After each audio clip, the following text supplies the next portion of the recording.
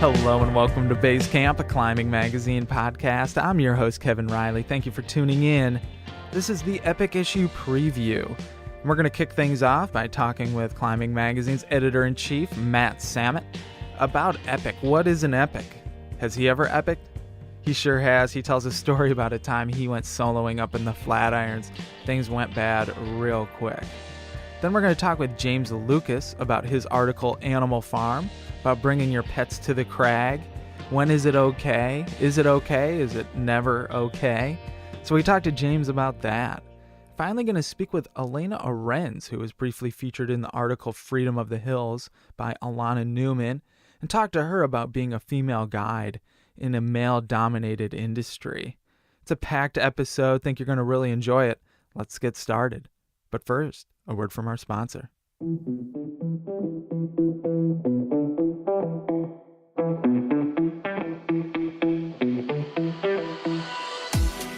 Tired of the same old lifestyle climbing shoe? Time to check out the Evolve Rebel, winner of Climbing's Editor's Choice Award. It has a lightweight feel and water-repellent upper, a cushioned midsole coupled with a rubber toe cap for durability, and heel side reinforcement for stability. But don't take my word for it. Hear what these climbers have to say. And have you seen the new Evolve Rebel? I have, yeah. What do you think? They're sick. I love them. They look cool. They look steezy for sure. I just got a pair in the mail, yeah. What do you think? I love them. I think they're awesome. They're like, crag with the club type deal. Have you seen the new Evolve Rebel? No, not yet. They look, they're light. These are nice. Yeah, looks pretty good. Like, solid, comfortable, all-day wearing shoe. The Evolve Rebel, available now at REI and REI.com. All right, here with Matt Samet, and we're here for a preview of Climbing's June-July issue, the Epic issue, which is going to be going on sale May 15th. And before we start talking about some of the articles and features within the issue, I'd really love to nail down what Epic is. Because I always think of an epic as being something that's long and arduous, not necessarily dangerous. But you always hear epic used synonymously as dangerous. Mm-hmm. What are your thoughts? I think you're saying that people are sort of conflating the term, right? That yeah. They're using it to mean something that's really dangerous or gnarly, when in fact it should mean something that just sort of goes on and on forever. But they're not mutually exclusive, right? No, definitely not. Yeah, I mean, I'm just trying to think of the origins of the word, right? An epic poem is something like the Iliad or the Odyssey that just goes on and on and on and on. And maybe in climbing, it seems to me like the sense, a lot of these epics that people survive do go on forever because they get in these really bad situations that then take a long time to extricate themselves from. Mm-hmm. But I wonder if some of those connotations too have to do with just how long it feels like it's going on. I mean, you could have a 10-second epic. You could have the worst 10 seconds of your life. If like a rappel anchor breaks, it would probably feel pretty epic and pretty long as you're like falling to the ground and you break your legs. Mm-hmm. But, in reality, that much time hasn't passed. So maybe that's it. I don't know. Yeah, it's an interesting discussion, but it seems like in the climbing community, we sort of, at least in the literary sense, it's sort of come to signify a tale of a harrowing survival story that people survived. Mm-hmm. I mean, it's not really epic if people die. It's tragic. And I guess that's the fine line, right? It's a razor's edge. Like you almost die, but you didn't. It's epic. Something really bad goes wrong and people start dying, it's tragic. So I think maybe that's more of the distinction that we tend to make as climbers. Yeah. So the issue is definitely packed with epic articles, epic features and departments. We have Elaina Newman's details the struggles and harassment that females have had to endure for years in the guiding community. Mm-hmm. That is mostly male dominated, right? And we have James Lucas recounting his goal to climb for 50 days or more in the park over one season. And Carl Tobin, he delves into the massive fall and the epic conditions that he endured while climbing in Alaska. Mm-hmm. So we have this issue just packed full of these stories. But what I'm interested in is, what is one of the epics that you've had to endure over the years? Do you have one that really stands out? I mean, clearly I've survived them all, so none of them were too terribly tragic. I mean, for someone who's climbed for whatever 3+ decades. I've been pretty lucky that nothing, knock on wood, super catastrophic has happened. Mm-hmm. I can certainly think of some near misses. I think probably the time that I came closest to being killed was free soloing. Uh-huh. And I wrote about it for Was this back in Slacks? Yeah, back in Slacks. Yeah, I wrote about it for the website. Uh-huh.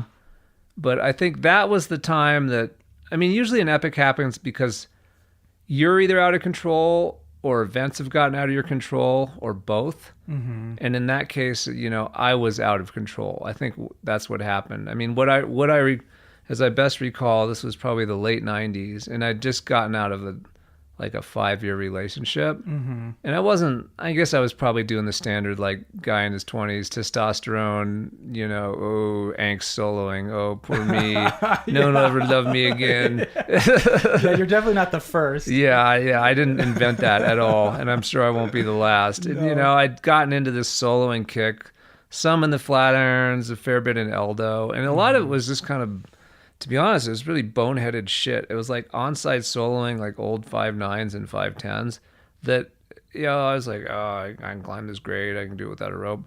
Then in retrospect, these routes are actually pretty hard and pretty greasy, and they're often slabby and weird. And so there was a lot of that going on in Eldo where I would just sort of squeak through these cruxes and be like, oh, that didn't feel very good. Mm-hmm. But, all the while I was just sort of rationalizing oh, that was only 5.9 plus. I can climb 5.9 plus. But these, these aren't secure routes. But this one in particular, back in Slacks, is 511C.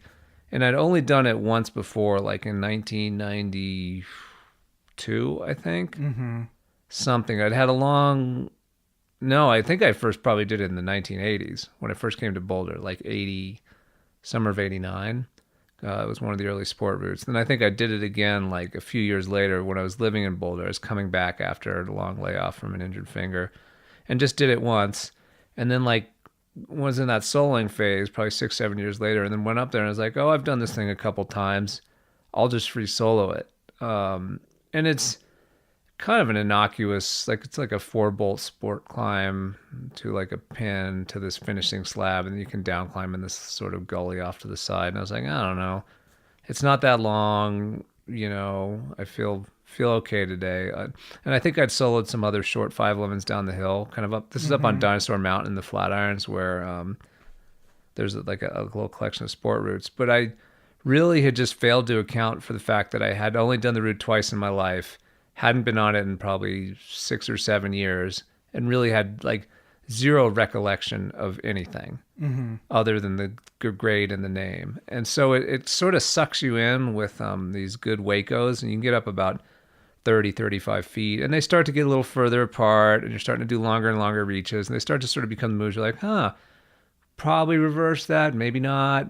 And you get up to this sort of finishing bulge, and you're on this Waco, and there's these little crimps, and I just remember, I don't know why I didn't down climb. That probably would have been the smart thing to do. Yeah. Probably because I just... Maybe ego? Ego? Yeah, that's usually what... that probably had something to do with it. I'm not going to back down off this little piece of shit. And I got up through the crimps, and you definitely... I'm sure a more skilled climber could reverse those. I didn't feel like I could, and I'd completely forgotten that the lip was the crux. It rounds the lip of this little bulge, this kind of angular bulge, and there's this diagonaling seam, and you have to sort of get in balance and stab your fingers back into this little pocket next to a piton. Uh-huh. And I got up there, and no one had done the route in forever, and people weren't really climbing the Flatirons back then, and there's a tree above it, and so all these pine needles had come down over the lip, and dust and pollen and shit, and I was up there just kind of scraping holds and going back and forth, and eventually realized I was getting pumped. Yeah. And I basically stabbed out of control barn dooring for this hold and caught it just as my right hip and right foot were rotating away from the wall. And can you recollect what you were thinking in that moment? I was thinking, get that hold. Yeah, that's it's all just I could think. Just finish it. Yeah, just finish it. You've got yourself here. You've gotten yourself in a really bad situation. I was up there totally alone. No one knew where I was. So even if I'd survived the fall, who knows how long it would have taken to get help. Maybe if I hollered loud enough, the trail's whatever, about a couple hundred yards away. But yeah, a lot of it was just you dumbass. Like, you climbed up into this situation. You need to get yourself out of it. And, you know, like, kind of panicking, basically. Like, did this move in like a panic state. And it'd be the kind of thing where if you saw someone up there with the rope, you'd be like, yeah, it's 50-50 whether they're going to stick that move, you know, because their hips are coming away from the wall. And I stuck it. Yeah. You know, barely.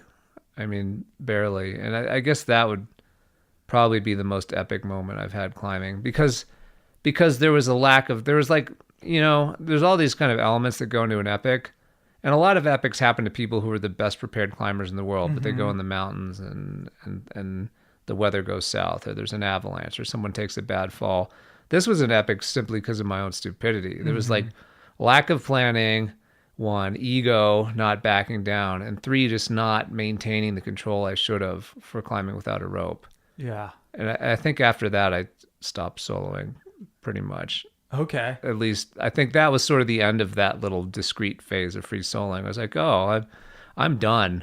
You know, like, this isn't for me. It felt horrible. It felt, you know, when you're like a teenager and you're learning to drive and you're not totally in control of the car, and maybe you run a light and you almost hit someone, but you don't. And you realize that you maybe would have killed a family in a minivan. It would have been totally your fault. Yeah. It was that sort of feeling. It was like just this disgusting sort of slimy feeling. Like, I don't really know what got me through this. I don't really know why I'm still alive. I probably don't deserve to be. So stop free soloing. But you were still doing dangerous stuff after that, I imagine. Like, Front Range Freaks came out after this, or was this before Front Range Freaks? I think it was around that same time. Because you were still doing pretty gnarly head pointing, you know, stuff where you had to make those moves. Maybe it was more calculated. It was much more calculated and rehearsed. I mean, that's the thing. Like, I don't know. I've actually been editing an article on head pointing all day today about the Peak District, and, you know, reading about kind of the shenanigans of these Brits, and like, a lot of the little anecdotes sort of ended up with it, and then so-and-so ended up in the hospital, and you're like, oh, that's what happens. And, you know, and this is, some of these guys were top roping and rehearsing, some of them were just going for it, you know, just taping on sky hooks and trying to lead these E7s and E8s ground up on site. But yeah, I think any climb I did after that was dangerous. I put a lot more planning into it. Can we talk a little bit about the British head pointing? Because that just blows my mind that's like their local crags. And for them going out climbing and leading something is just almost always dangerous and death-defying. I mean, what a horrible place to have to climb. Right? Your local crag is just all 512 and 513 death routes. Yeah, totally. Yeah. Yeah. I guess that's why they're so strong, maybe. That's why they spend all that time on their moon board in their cellars. Because the only local crag isn't like a nice, friendly, warm sport crag. Yeah. It's like some heinous, you know, all these 35-foot routes with like one piece of shitty gear where you're just going to rip everything in deck and land on crash pads. Yeah. Yeah, I don't know. I mean, I think it's, you know, I mean, well, the interesting part of this story, it'll be out later this year, is sort of the evolution of the acceptance of top roping, because now it's definitely a thing. Like, head pointing is a known thing. The movie Hard Grit's been out for 20 years now. People sort of, there's this understanding now that if people are going to do these really dangerous leads, the option to top rope is there, and it's not going to be frowned upon. Whereas, you know, reading this article, like back 20, 30 years ago, people were still giving each other shit for it. Yeah. Like, oh, you top roped that too many times, mate. You know, it's no good. And it's like, well, fuck. Well, even here, I was just talking to Gary Neptune, and he frowns upon head pointing. I mean, I would just say to each their own, right? Yeah, like, for sure. Like, whatever. If you want to go break your legs on site, cool. If you don't want to and you want to top rope, I think that's fine too. Yeah, I don't know. I mean, still an ethic that's very much alive and well on the Gritstone because they've chosen not to place bolts, right? I mean, some of these routes would probably be perfectly safe they'd be little sport routes because they're not the longest things, but some of them are like 50, 60 feet tall. I mean, it's a legitimate sport climbing length. They'd probably be like 5, 6 bolt sport routes where you're taking falls and just going for it, and they'd be physically hard. But as it is with no bolts, yeah, they're just these sort of nightmarish things that are kind of blending the line between highballing and free soloing and God knows what. But yeah, I mean, just reading this article, like a lot of the people take these people have taken the falls and walked away unscathed. People get hurt. I don't know that anyone has necessarily died on these routes yet per se, because it's usually very skilled climbers who are trying them, who are doing their best to make sure they don't fall off. But yeah, I mean, that's an epic, right? Yeah, absolutely. Yeah. All right. Well, thanks for sharing, Matt. It's been good speaking with you, and look forward to seeing the issue. And again, that's going to be out on May 15th. So make sure to check out your local gym, your local retailer, or subscribe. Awesome. Thank you, Kevin. Yeah. Thanks, Matt. All right. Well, let's keep it moving. Up next, we're going to be speaking with James Lucas about his article Animal Farm. Enjoy. So I want to talk to you about your new article, Animal Farm. I believe the subtitle is like, Why Pets Don't Belong at the Craig Ever. Yep. So I'll start with a softball question. Why do you hate pets? I don't hate pets. I love pets. Like, my girlfriend Nina has this hedgehog named Frankie von Quillsbury, who is like absolutely adorable and curls up in a ball. My housemate has this dog, a little Shiba with so much attitude named Amiko. She's great. I've been like trying to teach her how to crawl across the floor. But they're like great animals, but they don't belong at the crag. Yeah, why not? Well, some of it comes down to irresponsible owners. Not that I wouldn't be like, oh, my girlfriend or my housemate are like irresponsible. But if you're going to take a pet outside where there's a lot of people around, you have to like really be aware of what it's doing all the time. You know? If it's barking while someone else is climbing, that's like a huge distraction. That's one of my biggest pet peeves. Probably my main climbing partner. He always brings his dog, and his dog's really well behaved, not aggressive. But whenever there's another dog or people approaching, he just barks. Yeah. And it's super annoying, especially when he's belaying me, because it detracts from my climbing. I'm always like looking down, being like, oh, is he paying attention to me? I always hear him being like talking to the people who are like walking up, and I just get pissed. Right. Yeah. Like you don't want that. You don't want like a dog or an animal like eating the food out of your pack. I mean, you don't want it. Like, you don't want it pooping everywhere. Yeah. I mean, the poop thing doesn't really bother me as much. You could always, like, put, like, a diaper on your dog. Yeah, or you can just pick it up You afterward. can pick it up. Yeah. A little while ago, I saw Brad Gobright wrote this thing on Facebook. He said, if you're tired of people's dogs pooping at the crag, here's a tip. He was like, cook bacon in the morning and save the grease to pour on the poop. So all you need to do is like, oh, it's a Saturday, okay, well, there's gonna be dogs at the crag, you better like make sure you bring your bacon grease. I mean, it's just like one of those things where like someone's bringing a dog to the crag, and like it's good for the dog, but it affects everybody at the crag. Yeah, absolutely. And it's not just the owner or just the dog. A lot of times it's like, okay, is the dog snarling at me? Like, did the dog bite me? I love when they say that, when they're like, the dog's barking at you, it's growling at you, and they're like, oh, it's friendly. Yeah, and it's friendly. Like, okay, yeah. I guess. Yeah, I guess I'll take your word for it. Or they go like, oh, my dog usually isn't like that. Like, no one's dog is ever like that. Yeah, they're all just like super nice all the time. It's you. Yeah. Like, oh, my dog doesn't like, he's like fine with everybody except like tall people, short people, medium-sized people, anyone with chalk on their hands. They're like he's usually such like a model dog. Well, here's the question for me though, is like, where do you draw the line? You know, if you're asking dog owners, cat owners, whoever, the pet owner, like, to make that decision, it's really hard as an owner to truly evaluate your own dog, right? You have like this huge emotional connection. Plus, I feel like most climbers don't want to bring their pets, but that would not allow them to go to the crag as often or as long, and they feel guilty. So they make excuses of why they should bring their dog. I've seen dog owners who you can tell their dog doesn't even want to be there. Yeah. You know, and they're like, oh, he or she likes it. It's like, I don't think so, dude. Yeah. I think your That dog's looks like miserable. just wants to go home and lie on a couch. It hates being here right now. Right. I guess the pet owner has to really evaluate, like, is it worth it? Because a lot of times I think that bringing an animal to the crag ends up being more work than it's worth. Like, okay, you gotta like think about food for the pet. You gotta get them in the car. You gotta get them out of the car. You gotta watch them. Like, all those things, that's like 30 or 40 minutes, right? Yeah. Of your climbing experience that's just like gone. And so it's like, well, is it better to not bring the dog and then just go home 30 minutes earlier, and then you're like more relaxed and everyone at the crag has a better experience, and you're not just thinking about you and your animal, you're thinking about the whole community. Yeah.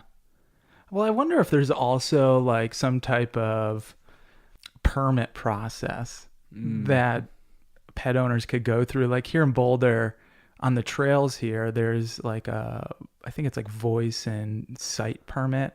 Oh, really? For dog owners. So you can actually get your dog a permit to be off leash. And you have to go to either like the OSMP or the police station or some type of person who actually will watch the dog and see how well it is obedient and stuff like that. And then you can get an annual permit so that you can bring your dog on the trail. Right. And it's an interesting idea. I wonder if that would work among climbers. Yeah, I read this article in the New Yorker a little while ago about a woman who looked into like companion animals, and she like brought a dog into a movie theater, and then she's like, oh well, what about like a snake? Like, I need this, my companion snake. It's an emotional support animal, and so she brought the snake out dress shopping. Yeah. And then she like decided to like. That like caused some people to get a little anxious, and so then she was like, well, okay, I'll bring an ostrich, and she like brought an ostrich like on the subway and stuff. It was just like her emotional support vehicle or animal, and people didn't really, they were like really tiptoed around her. Yeah. But it's like, dude, what? Why the fuck do you have an ostrich with you? And I think there's this like weird thing in our society where we're like almost deferential to people with animals, and I'm not sure if that's like the best case. You know, in a lot of other countries, pets don't go outside. Yeah, I was in Bishop recently, and we were hanging out at the Hulk. And one of my friends was playing with this dog a little bit, and he got bit by the dog. And the owner was like, oh, well, you shouldn't have been playing with the dog. The dog has teeth. Like, he bites you. And it's like, well, yeah. I mean, there's like two people involved. Sure. You know, it was like my friend and the dog, you know. And and the dog owner, that dog owner's liable for the dog. Yeah, and like the dog owner was pretty much like, not my dog's fault, not my fault, your fault. Yeah, that like you got teeth sunk into your finger, and it was like, and it made me think like there's a lot of Japanese climbers in Bishop at the time. Yeah, and so I asked a few of them like, oh, do you guys ever see dogs at the crags? Because like in Bishop, there are like dogs darting across the tablelands and like pooping in the buttermilks and getting in fights and biting my friend. Yeah. And they're like, oh, in our culture, pets stay at home. I kind of like that. I mean, I love dogs. Yeah. But just dogs at the crag, like I'm there for one reason, and it's to climb. And then, you know, there's that safety component that you talked about, but there's also like an environmental impact. I have noticed that dogs love to like dig little holes for themselves. And usually the owner's like, oh, he's being good, you know, he's happy. But I'm like, if you have a dog going to that same area and just digging a hole next to a tree, which is what they usually do, there's going to be a lot of exposed roots. There's just so much environmental degradation. It's like climbers impact the environment enough. Yeah, exactly. We like, it's really important that we minimize our impact. And so it's like, okay, well, is like bringing something else that's going to impact this area really that great for access. Mm-hmm. Well, we've been ragging on pets for a while here. Yeah. Do you think there's an upside to bringing pets to the crag? I mean, what's the flip side of this? I mean, let's see. I guess if you're like, you get stuck and you can't rappel, maybe maybe Mr. Peanut Butter can go run for help. Yeah. That's a little Lassie scenario there. Yeah, a little Lassie. Yeah, I wonder if there's anyone out there who feels that bringing their dog or pet to the crag actually makes them climb harder. Yeah, that's a good question. Emotional support. Yeah, They have like that. They have their spirit animal right there. Exactly. Well, it was a great read. I'm excited to see what type of feedback we get from our readers after that. I have a feeling you might be getting some inbound emails. Yeah, Petit's looking for me already. Yeah. All right. Thanks, James. Thanks. Okay, it's time for a feature interview with Elaina Arenz about being a female guide in a male-dominated industry. Enjoy.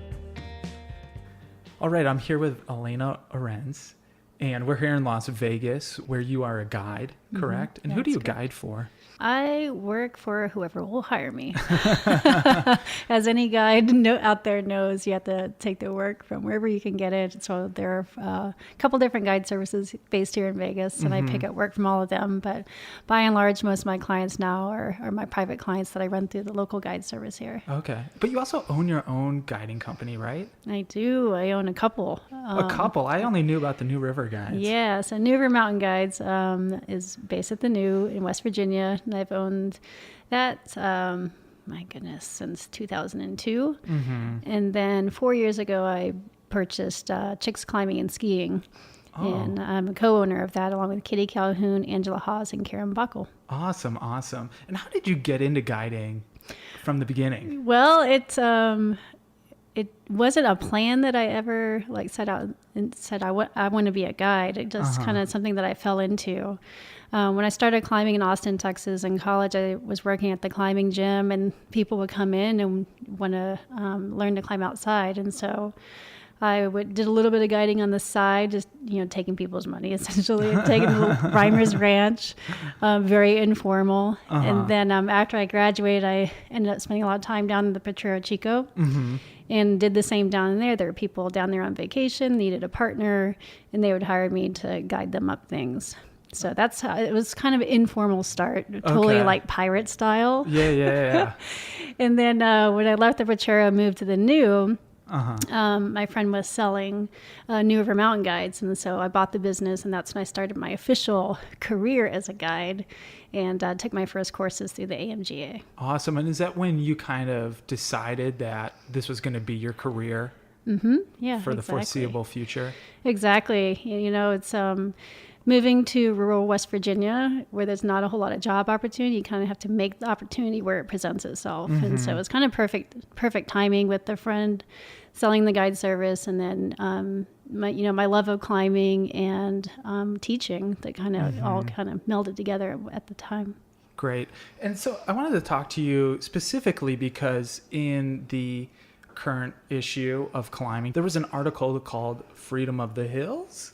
Question mark? I don't know exactly. Trying to get that question mark in there by Alana Newman, which your photos are featured in there. You were teaching, I believe, the first all-women SPI class with our mutual friend, Tracy Martin. Yes. Who we both love and adore, I'm sure. Absolutely.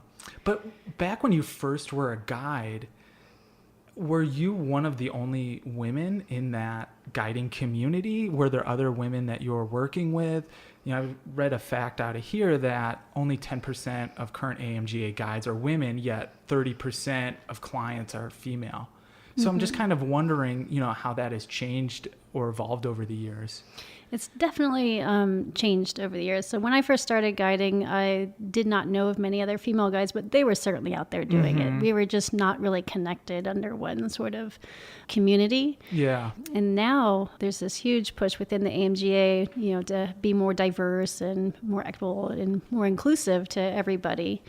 And so that's been really great to see. guiding become a man's profession into just, a profession where anybody who loves climbing can share with others. And there was one part in the article where one of the clients, said like, call me daddy, and like just was being totally sexist and inappropriate. Is this something that you've had to deal with over the years as well? I've had very few instances where that's occurred. There's definitely been some times where when I first bought New River Mountain Guides, my early stages as a guide, quote unquote, my fingers, I would have men arrive and say, "Oh, you're my guide," and just be kind of surprised that a woman was going to take them out. And as I progressed through my career, it's happened less and less so, just because I think it's more common to see women in this profession. Yeah, absolutely. And full disclosure, you are actually my SPI instructor. Yes, I was super psyched. I mean, I just heard about your background. Like, I had met you a couple of times before then. And yeah, I don't think it's as much of a thing now, but obviously there's still instances where people just don't have like a evolved understanding. Yeah, yeah, it's changing for sure. Sure. But I do have people seek me out, women specifically, because I want a female provider for the AMGA single pitch instructor curriculum. Yeah. So that's really cool to see the demand is out there. Yeah, and as I mentioned before, you actually were the instructor of the first ever all-women class. Can you tell me a little bit about that class and how it was different from some of the other classes that you've taught in the past? Well, the biggest difference is it was all female, and it was organized by Shelma at Flash Foxy in cooperation with Brown Girls Climb, and with support of the American Alpine Club and the AMGA, and it was pretty much a privately run course. So it's not open to the general public, but we took applications sourced through those organizations, and women had to apply, for that course. And it was such a success. And it was really cool to see women from all these diverse backgrounds coming together to share their experiences and learn more about how they can become a professional climbing instructor, so they can then go out and affect more change within their communities. Yeah, great. And for all the women out there who do want to become a guide and go down that path that you've gone before, do you have any tips or advice for them? Absolutely. I get that question a bunch from ladies out there. I think women in general lack a little bit of self-confidence when it comes to the technical skill set. But why do you think that is? I think it's just the nature of being a female.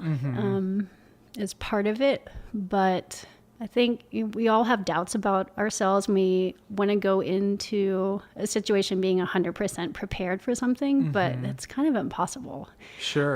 That was actually mentioned in this article, that men just kind of want to jump in and pretend like they know exactly what they're supposed to do and be an expert. Yeah, they'll fake it till they make it.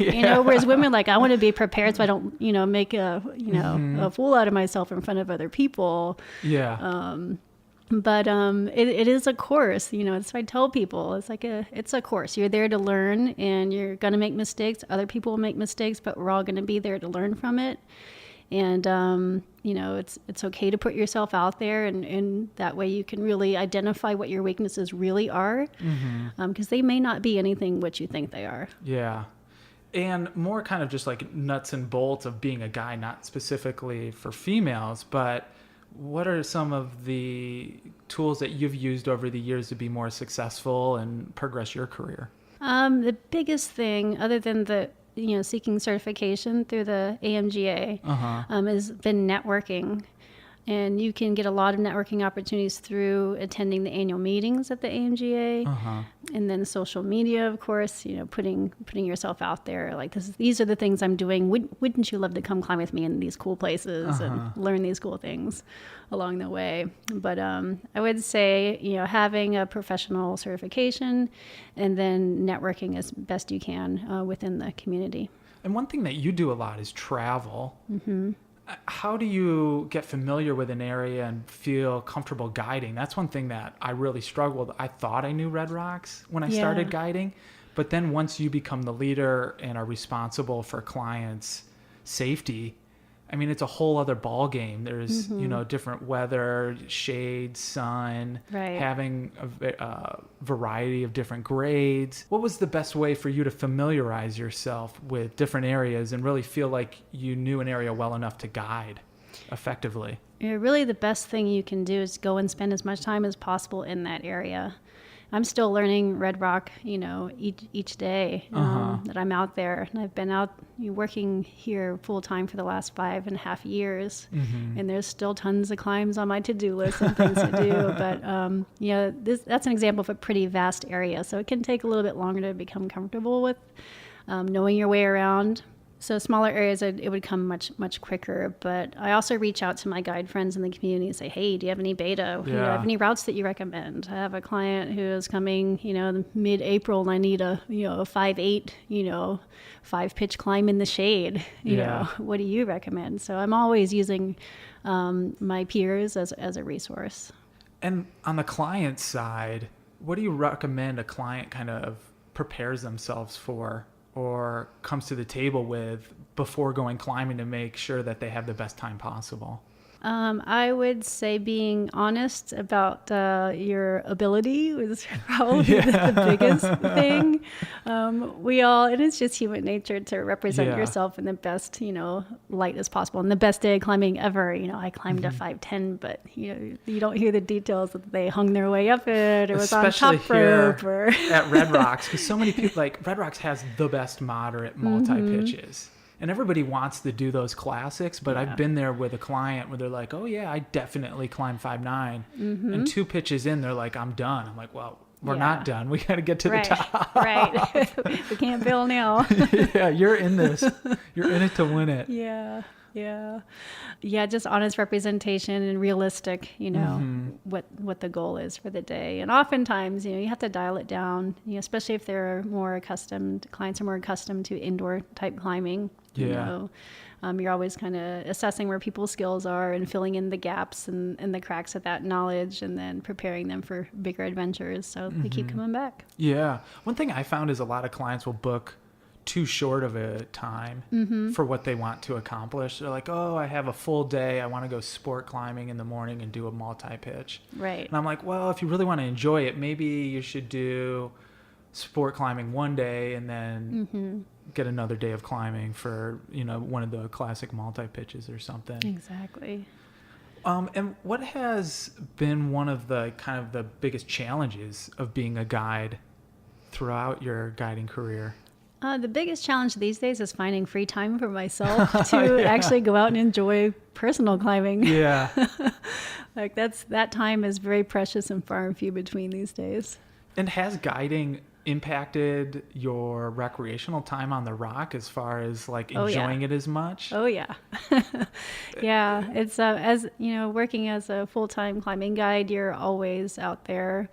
And, you're climbing well within your abilities, so you're never challenging yourself physically, although the physical demand of guiding day in, day out for weeks on end, will take its toll, and other, repetitive use injuries like shoulders and elbows and things like that.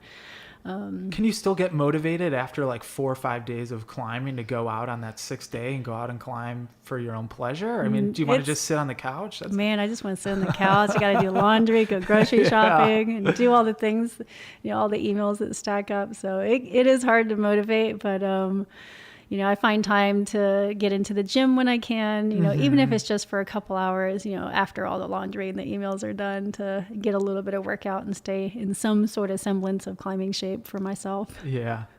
So I'd love to get a story out of you. Do you have a most memorable day of guiding or a most memorable adventure with a client that you could maybe share with us? Oh man, there's been quite a few over the years, but and I should take out the most, because I always put people on the spot with the most. Just a memorable day. We'll leave it at that. Yeah, memorable day. Last summer I got the chance to go to Norway and climb in Lofoten with a longtime client of mine. She's originally from there, but lives in Santa Cruz, and her name is Chris Macknick. And she is celebrating her 80th birthday. Wow. And to celebrate that, she decided to do 8 memorable climbs around the world on rock and ice. And Killer. one of the climbs that she chose was in Lofoten, Norway. Uh-huh. And so I went over there with another friend of ours who kind of served as an assistant to help Chris, achieve this goal.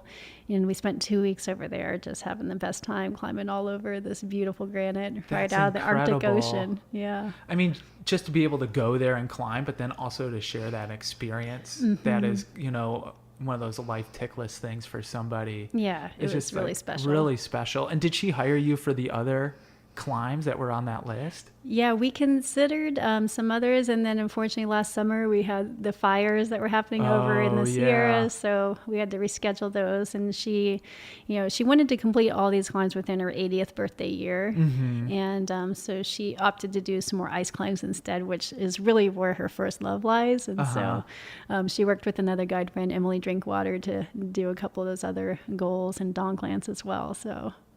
That is one incredible thing with guiding, because you do form these relationships with people, and they continue to hire you year after year. I was staying over at Tracy Martin's place, and so many of her clients stay at her house even and stuff. It is really incredible that you can stay in touch and Absolutely. really be part of somebody's climbing evolution and watch them grow as a climber or not. Just seeing them enjoy it is, I guess, the best part, not necessarily Exactly. if they're improving or declining or anything like that. I always use the analogy that I'm teaching my clients are I'm teaching them how to fly, and they're like these little fledglings that are in the nest, and you give them the skills and the experience to go out there and eventually fly on their own. And the whole goal is to help everybody be as independent as possible. And so I'm essentially working my way out of a job with every client I take out. Now, would you say an SPI class or an AMGA class would be relevant to somebody who didn't even want to guide?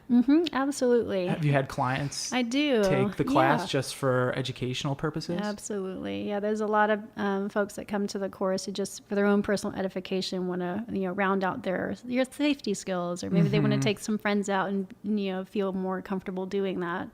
And so there is a segment of the population that definitely sign up for those reasons. Awesome. Well, thank you so much. If anybody wanted to contact you for guiding, what's the best way to reach you? They can reach me through Facebook or Instagram, and or my personal email. I don't know if I want to put that out there, but maybe put it in the show notes. Yeah, absolutely. Well, thank you so much. It's been a pleasure speaking with you. Thank you. Okay, that's the show. Want to thank Matt Samet, James Lucas, and Elaina Arenz for joining. Also want to thank our sponsor, Evolve. Make sure to check out The Rebel at REI or REI.com.